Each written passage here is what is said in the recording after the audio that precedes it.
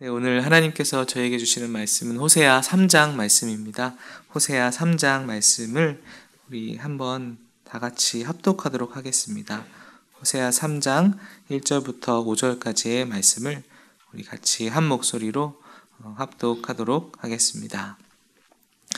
여호와께서 내게 이르시되 이스라엘 자손이 다른 신을 섬기고 건포도 과자를 즐길지라도 여호와가 그들을 사랑하나니 너는 또 가서 타인의 사랑을 받아 음녀가 된 그 여자를 사랑하라 하시기로 때가 은 15개와 보리 한 호멜 반으로 나를 위하여 그를 사고 그에게 이르기를 너는 많은 날 동안 나와 함께 지내고 음행하지 말며 다른 남자를 따르지 말라. 나도 내게 그리하리라 하였노라. 이스라엘 자손들이 많은 날 동안 왕도 없고 지도자도 없고 제사도 없고 주상도 없고 에봇도 없고 드라빔도 없이 지내다가 그 후에 이스라엘 자손이 돌아와서 그들의 하나님 여호와와 그들의 왕 다윗을 찾고 마지막 날에는 여호와를 경외함으로 여호와와 그의 은총으로 나아가리라. 아멘. 얼마 전 부부의 세계가 엄청 인기가 있었다고 그러더라고요. 맞췄다고는 하던데 저는 보지는 못했습니다. 그런데 많은 분들이 분노하면서 보았다고 하는 이야기를 들었습니다. 부부의 관계에서 불륜이 일어나고 또 외도가 일어나고 서로의 신뢰가 깨지고 가정이 깨지는 그런 모습들이 우리가 사는 이 땅에서 벌어진다면 그 부부가 참 회복하기가 쉽지 않을 것 같습니다. 그런데 호세아의 말씀을 드라마로 쓰면 어떻게 될까요? 한 남자와 한 여자가 결혼을 합니다. 그런데 그 결혼할 대상자인 신부는 이미 결혼 전부터 몸을 파는 창녀였습니다. 그리고 남자는 그것을 알면서도 그 여자를 사랑하였고 그 여자와 결혼을 했습니다. 그리고는 세 자녀를 낳았어요. 세 자녀를 낳고 이렇게 살게 되었는데 첫째 자녀를 제외하고는 둘째, 셋째 자녀는 결혼하고도 계속 외도하고 바람을 폈던 여자였기 때문에 자신의 자녀인지도 확실치 않았습니다. 그럼에도 불구하고 그 남자는 그 여자와 계속 결혼 생활을 이어가고 그렇게 살았습니다. 그런데 어느 날 그 자신의 아내가 집을 나가게 된 것입니다. 외도하고 바람피고 다른 남자에게 눈을 돌렸던 그 여인이 가출을 한 것이죠. 그래서 이제 자녀도 있는데 아내가 집을 떠나버린 그 상황 가운데 이 남자는 묵묵히 그 여자를 끝까지 기다립니다. 그리고 그 여자는 가출을 하여서 이리저리 살다가 결국은 다시 몸을 파는 창녀가 되어 살아갑니다. 그렇게 살아가다가 시간이 흐르고 흘러서 이제는 나이가 많아 늙게 되고 더 이상 창녀로서의 그런 몸을 파는 여자로서의 가치가 없어집니다. 그래서 하루 이틀 그렇게 살아가다가 돈이 점점 떨어지는 거예요. 그래서 그 포주에게 돈을 좀 빌리면서 그렇게 삶을 이어가다가 결국 그 돈도 갚을 능력이 없어서 이제 포주는 그 여인을 노예로 팔려고 내놓습니다. 그렇게 내놓은 사실을 남편이 알게 되고 그 남편은 기꺼이 다시 아내에게 찾아가서 자신의 모든 재산을 주고 그 여인을 찾아옵니다. 바보 같은 한 남자의 이야기잖아요. 만약에 이 이야기를 드라마로 쓴다면 전혀 공감하지도 않을 거고 재미도 없을 것 같습니다. 좀 남자가 자기도 열받아서 자기도 바람피고 뭔가 복수를 하고 그래야 재밌을 텐데 근데 이것이 호세아의 이야기입니다. 호세아 선지자와 고멜의 결혼 이야기입니다.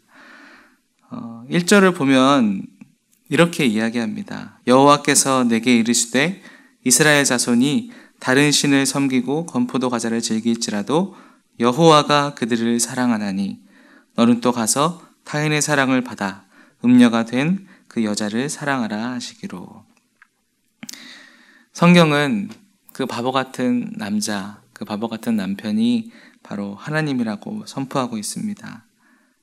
내 자손이 다른 신을 섬길지라도 그럼에도 불구하고 여호와가 그들을 사랑하나니, 이렇게 말씀하면서 이제 하나님께서 호세아 선지자에게 또다시 말씀하십니다. 너는 가서 타인의 사랑을 받아 음녀가 된 그 여자를 사랑하라 하시기로. 1장에서는 아내를 취하라 라고 말씀하셨는데요, 지금 3장에서는 아내를 사랑하라 하시기로 이렇게 말씀하고 있습니다.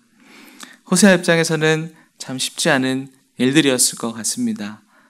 하나님께서 몸을 파는 음란한 여인과 결혼하라고 하셨을 때도 힘드셨을 텐데, 이미 그 여인이 집을 나가고 없는 상황에 다시 그 떠나가 버린 여인을 가서 찾아와서 사랑하라 하시니 말입니다. 그러나 호세아는 아무 대꾸도 하지 않습니다. 혹시 모르죠. 성경에 나와 있지는 않지만 실컷 하나님을 원망하고 하나님께 그렇게 기도하며 또 욕하며 그렇게 때를 썼을지도 모르겠지만 성경에서는 아무 언급이 없어요. 아무 언급이 없고 그대로 순종합니다. 이 모든 상황이 아마도 호세아가 1절에 여호와가 그들을 사랑하나니 라는 그 마음, 하나님의 마음을 알았기 때문에 그렇게 순종할 수 있었을지도 모르겠습니다. 그래서 2절 말씀 다시 한번 같이 읽어보겠습니다. 2절입니다. 내가 은 15개와 보리 한 호멜 반으로 나를 위하여 그를 사고, 이렇게 말합니다. 은 15개와 보리 한 호멜 반으로 나를 위하여 그를 샀다, 이렇게 말씀하거든요. 당시에 1년 정도 일했던 노동자가 1년 정도 일해서 벌 수 있었던 돈이 은 5세겔에서 10세겔 정도 되었다고 해요. 그러니까 지금 여기서 말하는 은 15개와 거기다 더하기 보리 한 호멜 반으로 그를 샀다라는 이야기는 결코 적은 돈은 아닙니다. 한 2, 3년 정도 일을 해야 모을 수 있는 돈이었어요. 그런데 그 돈을 지금 호세아는 지불하고 값을 치르고 그 여인을 다시 사오는 모습을 볼 수 있습니다. 그런데 재밌는 것은 보통은 돈만 지불하고 사는데 지금은 곡물까지 지불한 것으로 표현되어 있습니다. 보리 한 호멜 반을 더해서 그를 샀다, 이렇게 말씀합니다. 왜 곡물을 더해서 샀을까요? 여러 가지 주석가의 이야기들이 있지만 이렇게 상상해 볼 수 있을 것 같습니다. 여러 가지 상황 가운데 호세아가 돈을 여기저기서 이렇게 모았습니다. 자신이 가지고 있는 것을 팔아서 모으기도 했고 그 여인을 다시 값을 치르고 사와야 했기에 자신의 전 재산을 모았습니다. 그런데 그것이 은 15세겔밖에 되지 않았던 것 같아요. 그래가지고 자신이 남아있는 식량들, 그런 것들을 다 모아서 그 포주에게 가서 이야기합니다. 내 사정이 이러하니까 내가 이 곡물까지 더해서 드릴 테니까 좀 이해 좀 해주십시오. 제가 저 여인을 꼭 값을 치르고 데려와야만 합니다. 이렇게 말하지 않았을까 상상을 해보는 거죠. 그래서 호세아는 자신의 전 재산과 자신의 남아있는 모든 곡물까지를 다 모아서 자신을 버리고 떠났던 그 여인 고멜을 다시 집으로 데려오게 됩니다. 그리고 3절에 이렇게 말합니다. 그렇게 데려오고 나서 그에게 이르기를 너는 많은 날 동안 나와 함께 지내고 음행하지 말며 다른 남자를 따르지 말라. 나도 내게 그리하리라 하였노라. 다시 값을 지불하고 집으로 데려와서 나와 함께 지내고 음행하지 말며 다시는 다른 남자를 따르지 말라라고 이야기합니다. 어떻게 보면 참 바보 같고 또 애처롭기도 한 그런 호세아의 모습이지 않습니까? 이렇게 기대도 하지 않았던 일들이 그 고멜에게 벌어졌을 때 고멜의 마음이 어떠했을까요? 지금 이 이야기는 또 어떤 이야기와 비슷하다면 누가복음에만 나와 있는 돌아온 탕자 이야기와도 비슷한 것 같습니다. 자신의 것을 다 탕진하고 다 잃어버리고 그렇게 있는 아들을 다시 데려오고 다시 집안에 불러들이고 돌아왔을 때 기꺼이 받아주고 잔치를 벌였던 그 돌아온 탕자 이야기처럼 마치 이 이야기는 다시 돌아온 여인의 이야기로 묘사될 수 있습니다. 3장은 그렇게 이야기하고 있습니다.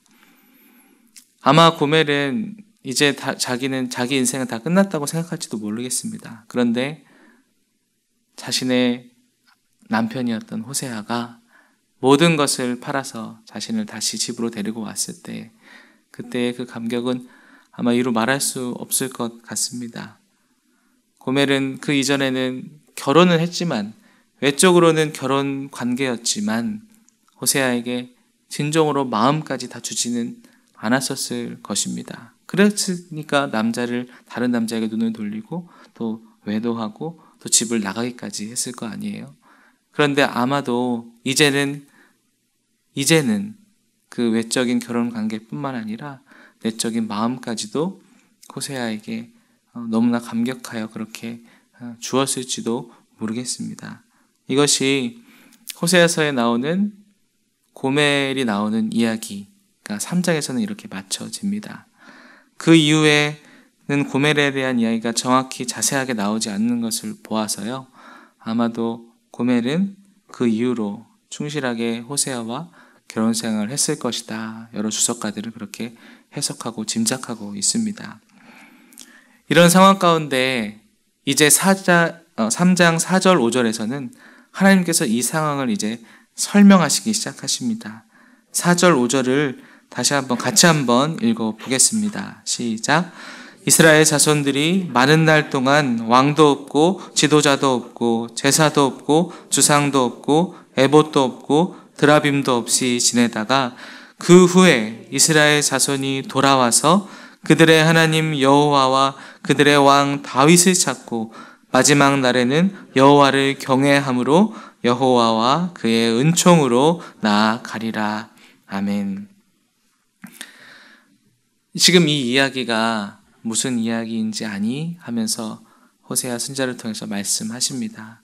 너희들이 많은 날 동안 왕도 없을 것이고 지도자도 없을 것이고 제사도 없는 날이 올 것이다. 이게 무엇을 의미합니까?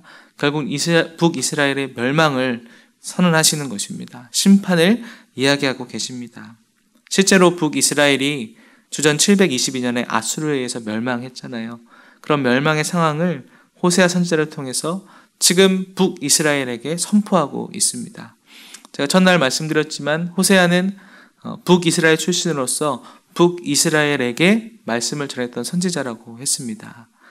그런데 엄청나게 재밌는 사실은 5절에 보면 그 후에 이스라엘 자손이 돌아와서 그들의 하나님 여호와와 그들의 왕 다윗을 찾고 이렇게 말씀하고 있습니다.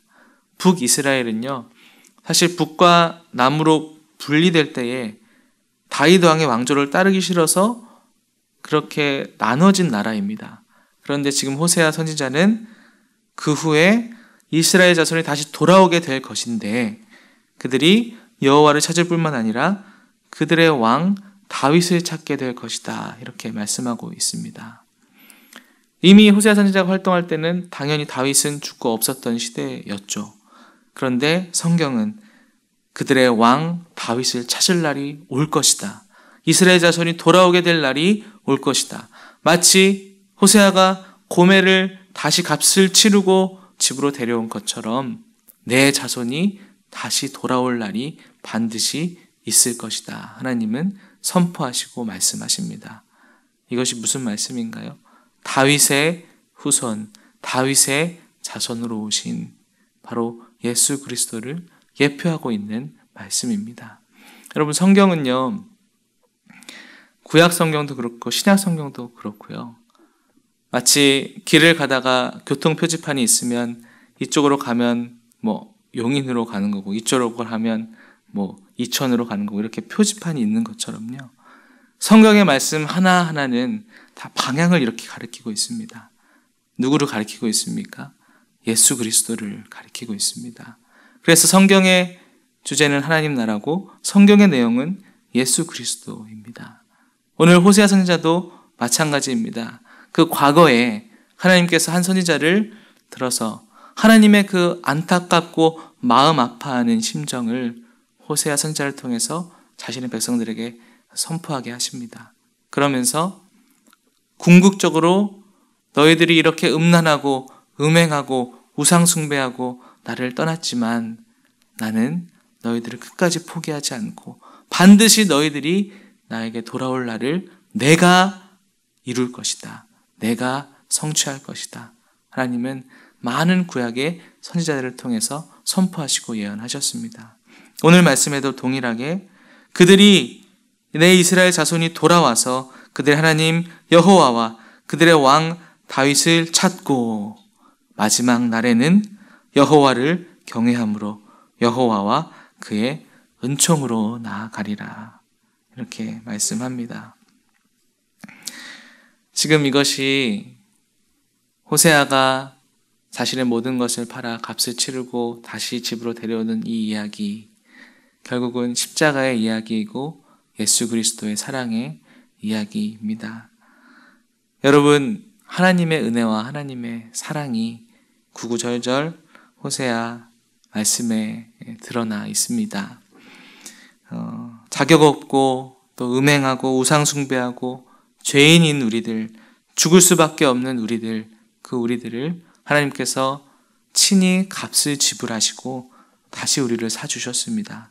죽어 마땅한 우리들을 하나님께서 친히 자신의 아들로 값을 지불하시고 우리를 다시 데려오시고 구원하여 주셨습니다.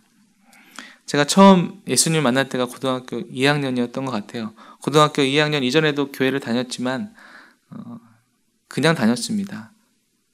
공과 시간에 선생님한테 피자 사달라고 피자 사주세요 이러고 중등부 때는 설교 시간에 친구들이랑 오락실도 갔다가 공과 시간에 오고 막 그랬거든요. 그래도 모범생이었으니까 엄마가 가라고 했으니까 교회는 가야 되나 보다 하고 다녔습니다. 그리고 머리로는 알고 있었어요. 듣잖아요. 예수님, 하나님께서 우리를 사랑하신다. 예수님께서 우리를 사랑한다. 듣긴 들었는데 고등학교 2학년 때 여름 수련회에 가서 처음 하나님을 인격적으로 만났습니다. 그 전까지는 하나님이 이 세상을 사랑하고 하나님이 우리들을 사랑하셔서 예수님을 통해서 우리를 구원하셨다라는 이야기였지만 그날 밤에는 찬양하고 기도하는데 저를 찾아온 하나님께서는 저를 꼭 찝으시면서 진아나, 내가 너를 알고 내가 너를 얼마나 사랑하는지 아니? 라고 저에게 찾아오셨던 하나님, 그게 저와 하나님의 첫 만남의 추억입니다. 제가 얼마나 울면서 펑펑 그렇게 엎드리고 기도했는지 모르겠습니다. 그것이 하나님을 인격적으로 만났던 첫 시간인데요. 그때 들었던 마음이 그런 마음이었어요. 아니, 어떻게 이 세상 만물을 창조하신 하나님이 수십억 인구 중에 나 한 사람을 알고 나를 사랑한다고 하시지? 어떻게 그럴 수 있지라는 마음과 어떻게 하나님 앞에 그렇게 압도당하는 그런 마음과 어떻게 저를 그렇게 알고 있다고 말씀하시는지 감격하여 눈물을 흘리며 그렇게 하나님을 처음 만났던 때가 오늘 말씀을 준비하면서 기억이 났습니다. 여러분을 처음 만나주신 예수님의 그 사랑과 은혜는 어떤 추억으로 남아져 있습니까? 예수님을 통해 우리가 이젠 너무나 많이 들어서 알고 있는 이 사랑, 자신의 목숨을 내어주기까지 사랑한 그 사랑이 우리 하나님 아버지의 사랑입니다. 그렇다면 우리도 마치 이 고멜처럼 음행하고 또 불륜을 저지르고 그렇게 집을 가출하고 떠났던 그런 모습이 아닌 하나님께만 돌아와 하나님께 충성하고 하나님께 감격하여 하나님께 그렇게 신의를 지키며 나아가서 하나님의 사랑을 받은 저희들도 주님께 사랑을 드립니다. 그렇게 나아가는 저와 여러분이 되었으면 좋겠습니다. 그리고 하나님께서 왜 구원해 주셨을까요? 자신의 값을 지불하고 다시 데려오고 나서 호세아가 고멜에게 원하는 것이 무엇이었을까요? 그냥 집으로 돌아온 것이 목적이었을까요? 아니죠. 고멜 3절에서도 말한 것처럼 이제는 다시 음행하지 말고 다른 남자들에게 가지 말고 나와 함께 사랑하며 지내자. 그게 목적인 것처럼 우리를 구원해 주신 하나님의 목적이 무엇입니까? 우리 천국 가게 하시려고요? 맞죠. 우리 구원해 주신 목적이 천국 가게 하시는 건 맞습니다. 그러나 하나님의 구원의 목적은 하나님을 진정으로 우리가 사랑하고 우리가 하나님의 사랑을 받은 자로서 아직 하나님을 모르는 그 자들에게 이 놀라운 하나님의 사랑을 전하고 많은 영혼들이 하나님께로 다시 돌아오게 되는 그 일을 나를 위해서 해주지 않을래. 그것이 우리 하나님의 마음인 줄 믿습니다. 우리를 구원해 주셨다면, 우리가 예수 믿고 영원한 생명을 얻게 되었다면 그것이 목적이 아니라 우리의 삶의 모습으로 이어져 거룩한 씨가 되어 하나님의 의의 열매를 많이 맺으며 그렇게 살아갑시다. 그리고 하나님께 우리의 마음과 사랑을 계속 드리면서 또 넘어지고 쓰러질 때가 당연히 있습니다. 우리는 연약하기 때문에. 그럼에도 불구하고 그때마다 우리를 구원하고 우리를 사랑하여 주시고 우리를 위하여 값을 치르신 예수님을 의지하여 승리하며 다시 한번 일어서며 그렇게 함께 나아가는 저와 여러분 되길 다시 한번 축복합니다. 함께 기도하겠습니다. 우리가 아직 죄인 되었을 때에 그리스도께서 우리를 위하여 죽으심으로 하나님께서 우리에 대한 자기의 사랑을 확증하셨느니라. 아멘. 사랑의 하나님 아버지, 다윗의 자손으로 오신 예수님을 통하여 하나님 자신의 사랑을, 우리를 향한 자신의 그 놀라운 사랑을 확증하시고 성취하시고 이루어주신 주님께 감사와 영광을 올려드립니다. 호세아와 고멜의 이야기를 통하여 하나님께서 우리에 대한 자신의 한량없는 은혜와 사랑을 보여주심에 감사를 드립니다. 주님, 우리의 모든 삶이 가치 없고 죽을 수밖에 없고 어디로 갈지 알지 못해 방황하며 이 남자 저 남자 찾아다녔던 그런 모습처럼 살다가 이제는 끝까지 포기하지 않고 우리를 너무나 사랑하셔서 성경 66권의 구속사를 통하여 예수 그리스도를 통하여 우리를 다시 값을 지불하시고 사주심에 감사를 드립니다. 하나님의 그 놀라운 사랑, 그 놀라운 은혜, 그 사랑에 우리도 반응하고 응답하며 살기를 원합니다. 하나님, 우리들 부족합니다. 연약합니다. 우리들은 인간입니다. 사람입니다. 하지만 아버지 하나님, 이 사랑을 늘 기억하며 나아갈 것입니다. 그때마다 하나님 우리에게 새 힘을 주시고 하나님 주님의 놀라운 사랑에 기대어 하나님 주님을 의지하며 나아갈 때마다 하나님께서 우리를 통하여 이 땅에 많은 거룩한 씨가 많아지는 그 은혜와 사랑의 역사를 일으켜 주시옵소서. 하나님, 우리의 연약함과 부족함을 주님께 이 시간 고백합니다. 너는 다시 가서 음행하지 말고 다른 남자들에게 가지 말고 나와 함께 영원히 살자 말씀하시는 주님의 음성 앞에 우리의 삶을 돌아봅니다. 하나님, 우리의 연약함과 부족함을 주님 앞에 이 시간 이 아침에 아랠 때에 하나님께서 처음 우리를 찾아오셨던 그 사랑의 하나님으로 우리를 만나주시고 우리에게 다시 한번 주님의 놀라운 사랑과 긍휼과 자비하심과 인애와 은총과 노하기를 더디하시는 주님의 그 사랑을 우리에게 부어 주시옵소서.